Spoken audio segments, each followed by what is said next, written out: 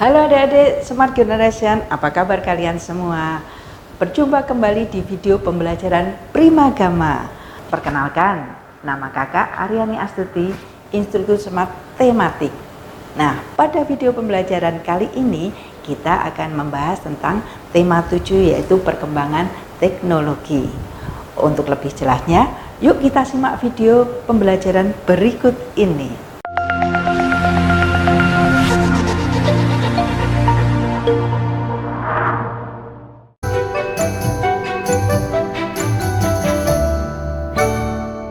Untuk tema kali ini yaitu tema 7, yaitu mengenai perkembangan teknologi. Nah, perkembangan teknologi itu meliputi apa saja? Ada teknologi pangan, transportasi, komunikasi, produksi, dan sebagainya. Untuk lebih jelasnya, kita masuk ke bahasa Indonesia. Kita akan belajar KD 36, mencermati isi teks informasi tentang perkembangan teknologi produksi, komunikasi, dan transportasi di lingkungan setempat. Materi pembelajarannya adalah kita nanti akan belajar tentang ide pokok suatu wacana dan kosakata tentang perkembangan teknologi pangan, ya. Oke. Nah, di sini adik-adik ada yang sudah tahu apakah ide pokok itu?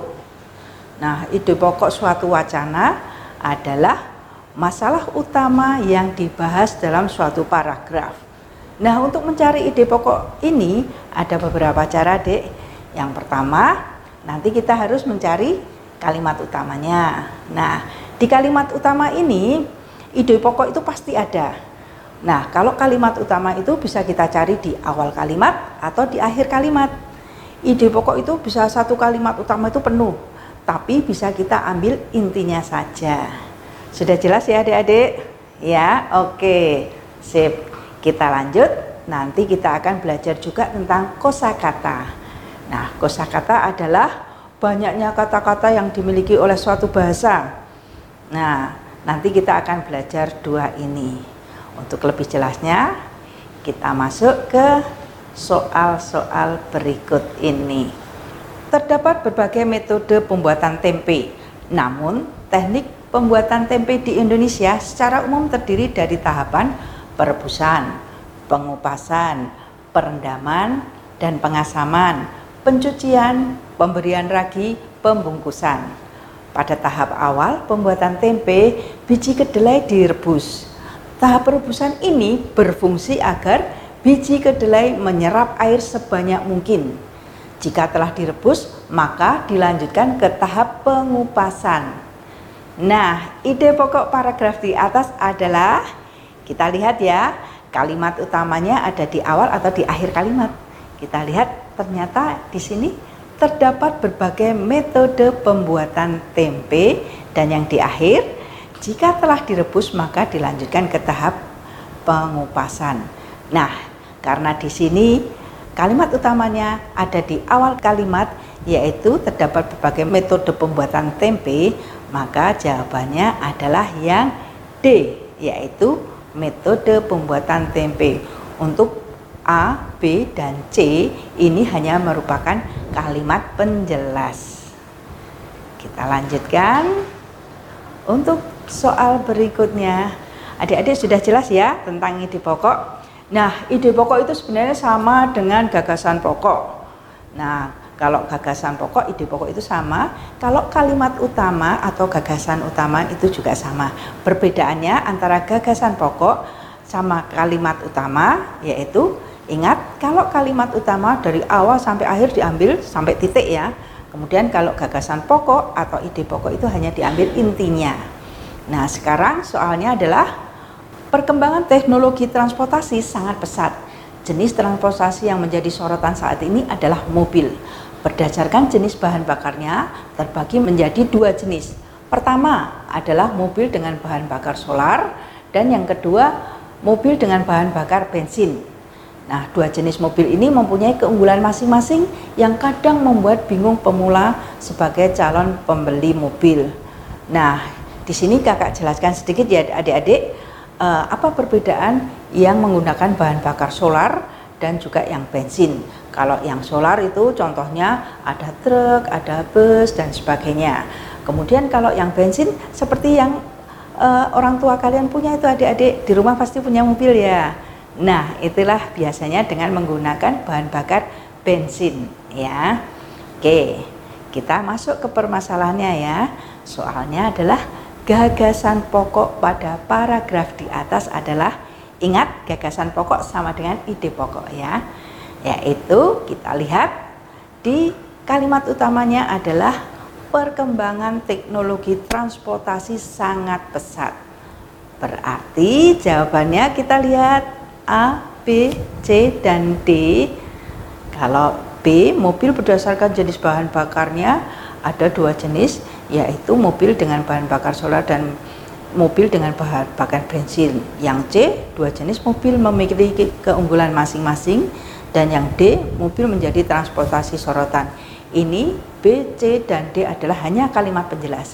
Jadi jawabannya adalah yang A, perkembangan teknologi transportasi. Kita masuk ke soal selanjutnya ya adik-adik.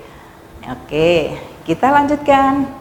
Nah, di sini ada soal perkembangan teknologi yang kita rasakan diantaranya adalah perkembangan teknologi pengolahan pangan. Salah satu teknologi pengolahan pangan yaitu pengolahan kedelai menjadi tempe. Nah, ingat tadi kita belajar ide pokok dan sekarang kita belajar kosakata. Kosakata pada kata yang bercetak tebal di atas adalah teknologi apa ya? Coba ada yang tahu? Yang A perkembangan, benar enggak ya? Yang B pengolahan, yang C pengetahuan, yang D proses. Nah, sebenarnya teknologi sendiri itu berasal atau kosakatanya adalah ilmu pengetahuan terapan. Berarti jawabannya adalah yang C ya, tentang pengetahuan. Oke, sampai di sini sudah jelas adik-adik? Ya, kalau sudah, kakak lanjutkan ke selanjutnya. Nah, kalau saat ini adik-adik Indonesia ini baru diberi cobaan ya. Kita saat ini sedang mengalami ada wabah virus corona. Makanya saat ini banyak sekali yang menggunakan masker atau kita harus menggunakan masker supaya terlindung dari virus tersebut. Nah, dari ini di sini ada soal produksi masker saat ini mengalami peningkatan. Kata yang bercetak tebal di atas mempunyai arti, ingat produksi. Coba kita lihat jawabannya, pilihan jawabannya ya. Kalau A peningkatan, B pembuatan, C pembungkusan, D pengemasan. Kira-kira yang betul yang mana? Ayo kita lihat. Ingat produksi. Produksi berarti membuat. Berarti jawabannya adalah yang B, yaitu pembuatan. Ya. Selain itu kita juga akan belajar tentang yang berhubungan dengan teknologi transportasi ya. Adik-adik masih ingat kan apa yang transportasi modern maupun yang tradisional? Ingat kalau yang tradisional tidak menggunakan mesin, yang modern menggunakan mesin. Nah, di sini ada soal. Adikku sangat senang naik delman. Kata lain dari delman adalah, ada yang tahu tidak? Nah, sekarang kakak jelaskan dulu ya. Nah, perbedaan antara andong dan delman. Kalau andong itu rodanya 4. Kalau delman itu rodanya 2. Nah, keduanya itu ditarik sama kuda. Oke, berarti kita lihat jawabannya. Di sini ada A andong, B bendi, C kuda, D kereta. Iya, jawabannya betul ya, yang B bendi. Nah, selain bendi, delman itu ada kata lainnya yaitu juga dokar. Jadi dokar, delman dan bendi itu sama ya, rodanya hanya 2. Nah, kalau kuda ini bukan alatnya ya, tapi hewan yang menarik. Kemudian kalau kereta itu termasuk alat transportasi modern karena menggunakan mesin. Sampai di sini ada yang ingin ditanyakan adik-adik? Atau kita lanjut? Oke, tetap semangat ya. Nah, setelah tadi kita belajar tentang bahasa Indonesia, kita sekarang akan mengutak-atik angka. Kita akan belajar matematika, khususnya yaitu kita akan belajar KD 3.8, yaitu cara mengukur luas dengan satuan tidak baku. Kemudian nanti kita juga akan belajar KD 3.10, yaitu menentukan keliling bangun datar. Nah, untuk lebih jelasnya, yuk kita masuk di soal berikut ini. Nah, di sini adik-adik gambar apa ini? Ayo coba kita lihat. Di sini ada gambar persegi yang berjejer-jejer. Nah, nanti kita bisa ngitung luasnya. Nah, di sini luas persegi pada gambar di atas titik-titik satuan persegi. Ayo, siapa yang sudah tahu berapa satuan persegi? Nah, di sini ada 12. Mengapa bisa 12? Kita caranya menghitung adalah yang mendatar itu kita hitung dulu ya, yang mendatar atau yang garis tidur itu kita hitung 1, 2, 3, 4, 5, 6.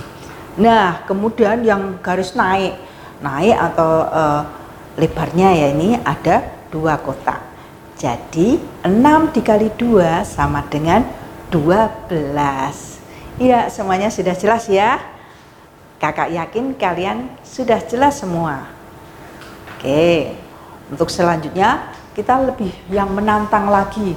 Nah, di sini ada gambar segitiga ya adik-adik. Nah, segitiga, tapi ada yang segitiga dan juga ada yang satuan petak persegi.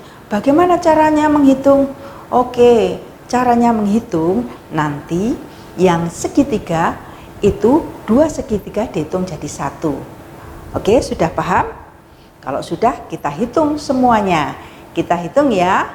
Yang kita hitung dulu kotak perseginya yang utuh dulu berapa? 1, 2, 3, 4, 5, 6. Ya, ingat ya, yang utuh 6. Kemudian yang segitiganya ada berapa adik-adik? Yuk kita bareng-bareng menghitung ya. 1, 2, 3, 4. Ingat ada 4. Padahal 2 segitiga dihitung 1 ya. Berarti itu ada 2 persegi. Tadi 6 ditambah 2. Jadi berapa? 8. Oke. Sudah jelas semuanya?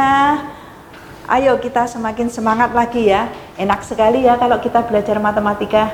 Bisa menghitung macam-macam.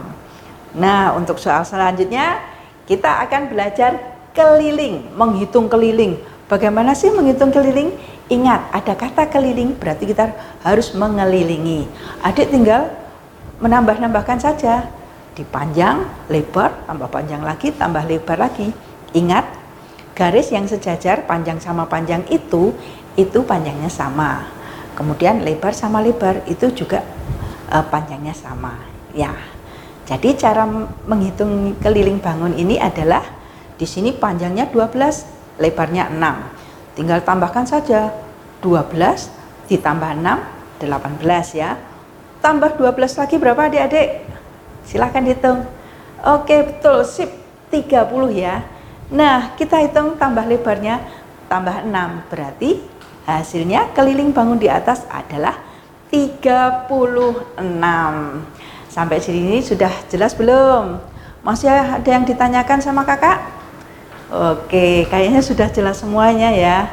Kalau kita tadi sudah menghitung tentang luas dan keliling, tentang bangun datar ya. Nah, kakak sekarang akan menjelaskan tentang cara menghitung bangun ruang atau volume. Tahu kan adik-adik volume?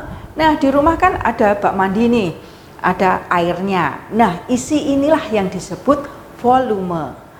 Nah, di sini ada soal beberapa bangun kubus ini adik-adik. Bangun kubus ditumpuk-tumpuk ya. Nah, kita cara menghitungnya adalah di sini soalnya volume bangun ruang pada gambar di atas adalah berapa satuan kubus. Nah, caranya seperti tadi, hanya tambah tingginya saja. Nah, kotak kubus yang pertama yang tidur itu ya, yang mendatar itu kita hitung 1, 2, 3. Nah, 3 ya, diingat-ingat. Kemudian yang menyamping itu adik-adik ada berapa kubus? 1, 2. Kemudian yang naik atau ke atas ada 1, 2, 3. Jadi cara menghitungnya 3 dikali 2. 3 kali 2 berapa? 6 ya. Oke. Kemudian dikali 3. Jadi 18. Sip, semuanya sudah bisa, semuanya sudah oke. Nah, kakak lanjut ya. Di sini ada sedikit perbedaan dengan soal tadi. Kalau yang soal tadi kubusnya itu penuh. Nah, soal yang di sini kubusnya tidak penuh. Ada 2 tumpukan, tapi yang satu hanya berapa? Kita hitung yuk. Volume bangun ruang pada gambar di atas adalah berapa satuan kubus? Kita lihat seperti tadi sama. Kita hitung yang bawah dulu ya adik-adik. Kita hitung yang bawah. 2 kali 2 kali 1, jadi berapa? 2 kali 2? 4, ya oke, kali 1 tetap 4. Ingat-ingat ya, yang bawah hanya 4. Terus kita hitung yang atas. Atas itu ada 1 dikali 2 dikali 1, jadi hanya 2. Berarti yang atas ada 2 kubus, yang bawah ada 4 kubus.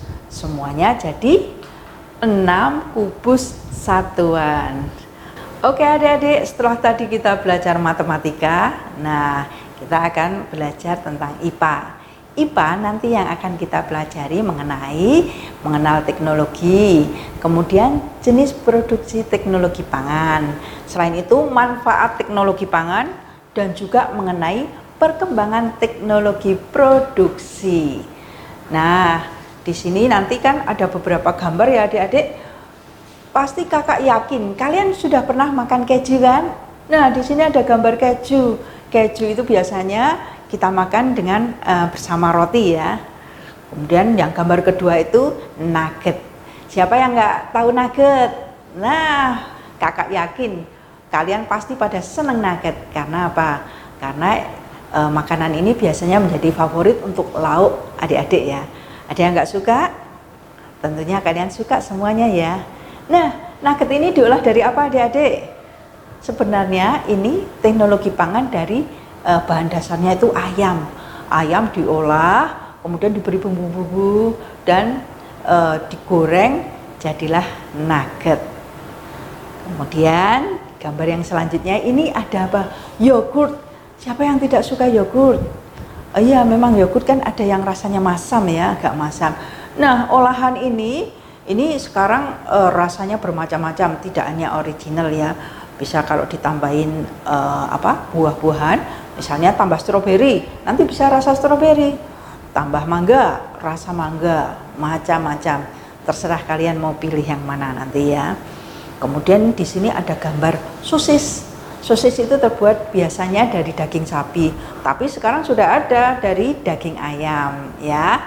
Kemudian siapa yang orang tuanya setiap pagi itu membuatkan teh. Nah, teh kalau dulu kita masih menyeduh ya, teh yang masih bubuk itu kita seduh. Namun sekarang sudah karena adanya teknologi ini, teh ini sekarang berbentuk teh celup.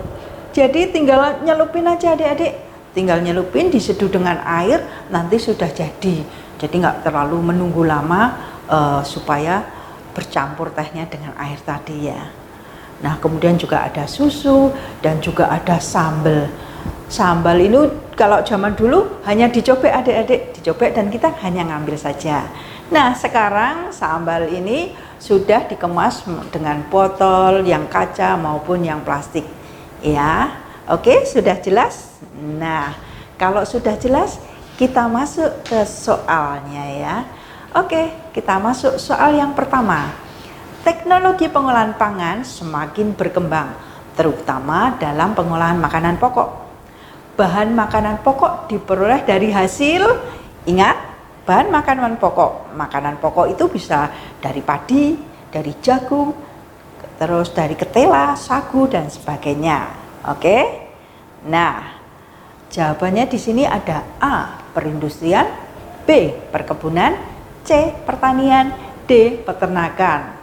Ingat tadi apa? Bahan pokok. Nah, bahan pokok berarti diperoleh dari hasil pertanian.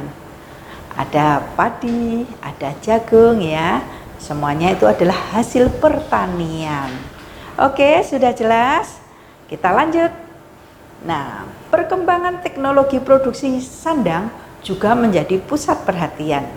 Teknologi produksi sandang digunakan di mana? Ayo, di sini ada A, perindustrian, B, perkebunan, C, peternakan, D, pertanian. Ingat, produksi sandang. Sandang adalah jawabannya yaitu perindustrian ya. Tadi kalau perkebunan kan ada kopi, teh, dan sebagainya. Sudah jelas ya? Bagaimana adik-adik? Kita lanjut ya. Sekarang soal berikutnya. Dengan teknologi canggih, manusia dapat menciptakan bahan kebutuhan pokok. Sekarang masih ada teknologi tradisional yaitu ATBM. Nah, singkatan apakah ATBM itu? Kita lihat yang A, alat tenun bukan mesin. B, anjungan tunai basis mandiri. Yang C, alat teknologi basis menengah. Yang D, alat tradisional badan manusia. Nah, di sini ingat ya, ada kata kuncinya tradisional. Kalau tradisional berarti bagaimana adik-adik? Tidak menggunakan mesin. Berarti jawabannya adalah yang A, alat tenun bukan mesin. Ya, oke, kita lanjut lagi. Sudah capek belum adik-adik? Tetap semangat ya, masih semangat. Baik, kita lanjutkan. Sebagian besar makanan pokok penduduk Indonesia adalah A, jagung rebus, B, beras dibuat nasi, C, terigu dibuat roti, D, ketela dijadikan kue. Ingat, sebagian besar penduduk Indonesia ya. Nah, kalau jagung itu adalah hanya makanan sebagian di daerah, yaitu di Nusa Tenggara. Kemudian kalau ketela itu biasanya di Gunung Kidul ya. Kemudian kalau terigu itu biasanya dikonsumsi orang-orang Eropa untuk roti. Nah, berarti kalau penduduk Indonesia kita biasanya memakan beras yang dibuat nasi. Ya, oke. Beras dibuat nasi. Kita lanjut ya, Adik-adik.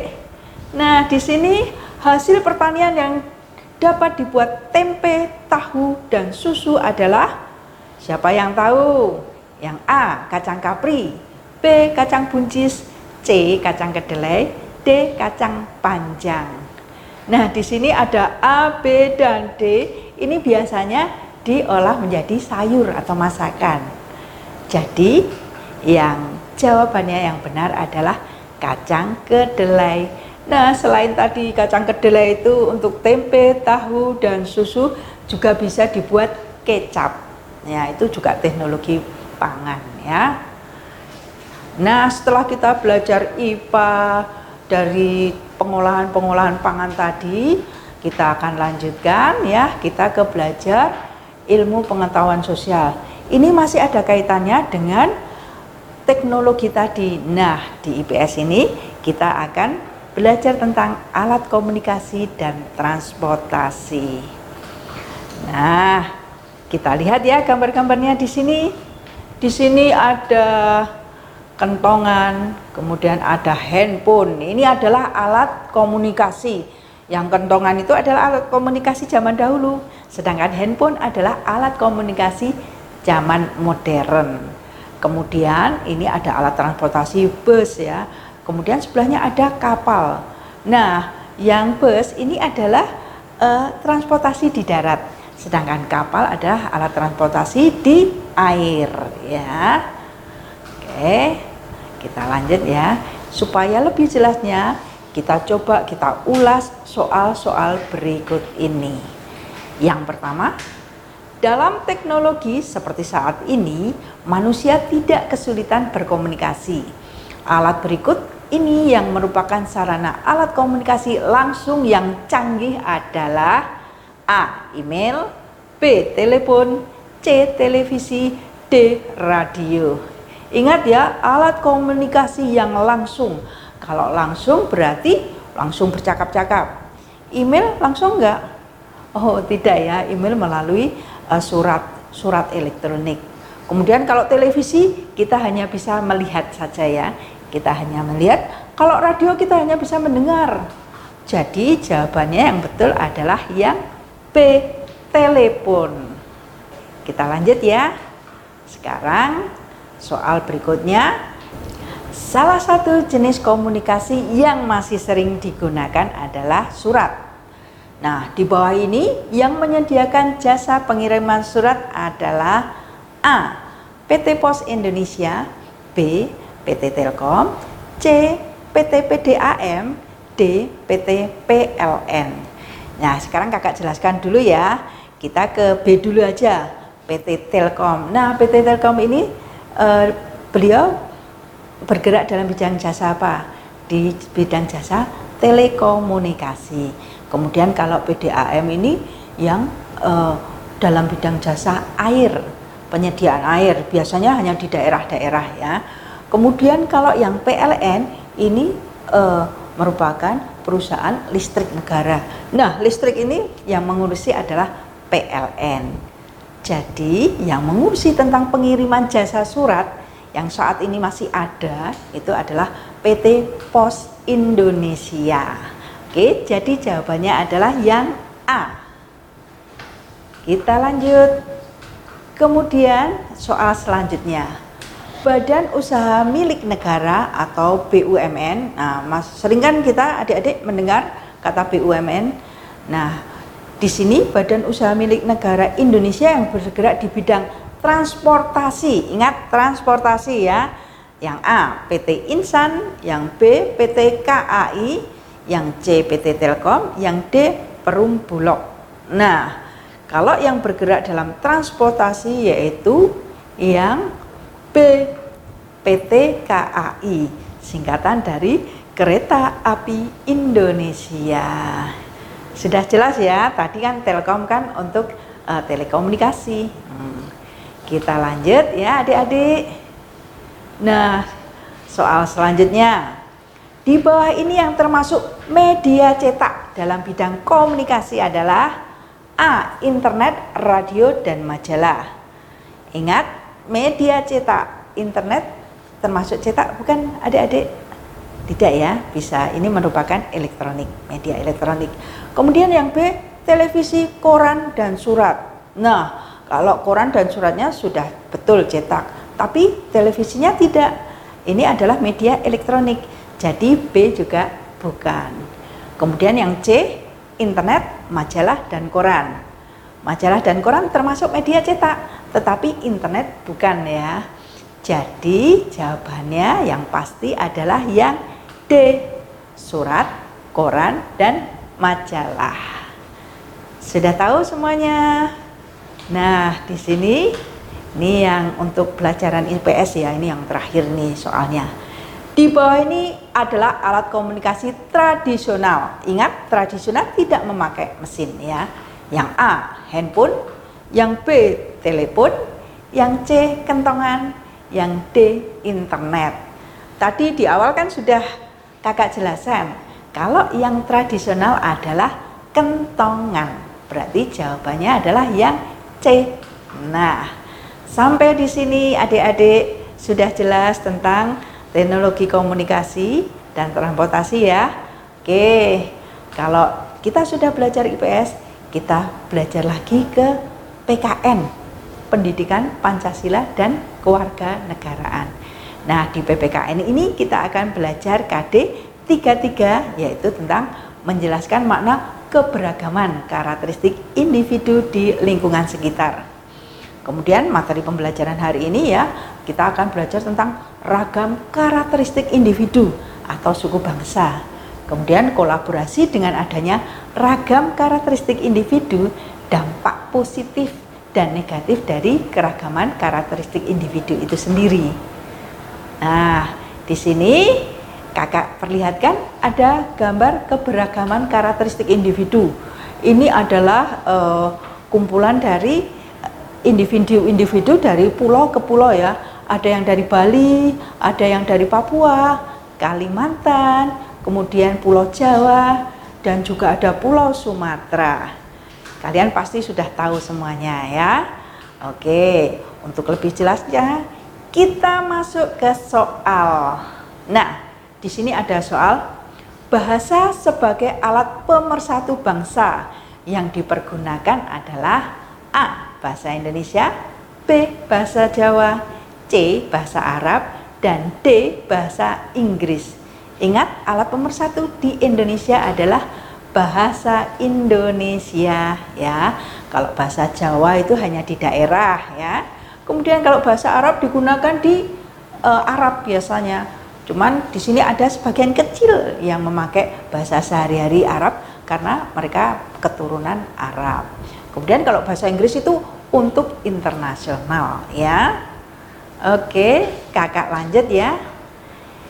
Yang bukan merupakan keberagaman yang dimiliki oleh bangsa Indonesia adalah A. Suku, B. Bahasa nasional, C. Agama, D. Budaya. Ingat, kalau suku kita beragam, ada suku Papua, ada suku Jawa, ada suku yang di Kalimantan itu suku Dayak ya, dan masih banyak, berarti masih keberagaman, berarti A bukan ya. Kemudian kalau agama, agamanya ada Islam, Kristen, Katolik, Buddha, Hindu, dan juga Konghucu. Berarti masih beragam juga, berarti bukan. Kalau yang D, budayanya juga kita banyak, macam-macam ya. Ada acara adat dan sebagainya. Jadi, yang bukan merupakan keberagaman yang dimiliki oleh bangsa Indonesia adalah bahasa nasional. Jadi jawabannya adalah yang B. Nah, soal yang selanjutnya adik-adik, tinggal sedikit lagi nih kita ya. Oke, manfaat yang akan diperoleh jika masyarakat mampu menjaga persatuan dan kesatuan adalah A. Kehidupan masyarakat akan kacau. Yang B. Kehidupan masyarakat lebih tentram. Yang C. Kehidupan masyarakat akan selalu berdebat. Yang D. Kehidupan masyarakat akan gelisah. Ingat, kalau manfaat berarti kita ambil yang positif ya. Oke, di sini dari A, B, dan C yang positif adalah yang B. Jadi jawabannya adalah kehidupan masyarakat lebih tentram. Ya, oke kita lanjut. Nah, di sini adik-adik ada yang pernah bermain ini enggak? Ini ada gambar. Gambar apa ya ini? Ini adalah gambar permainan gobak sodor. Nah, gobak sodor ini namanya macam-macam ya. Kita lihat soalnya dulu. Indonesia memiliki berbagai macam jenis permainan tradisional. Permainan ini banyak dimainkan di berbagai daerah. Nah, setiap daerah memiliki nama yang berbeda untuk permainan di bawah ini. Kecuali, nah ini yang A, galasin, yang B, galah panjang, yang C, gobak sodor, yang D, gobak panjang. Nah, kalian hidup di mana? Nah, di sini kalau jawabannya yang bukan adalah yang gobak panjang.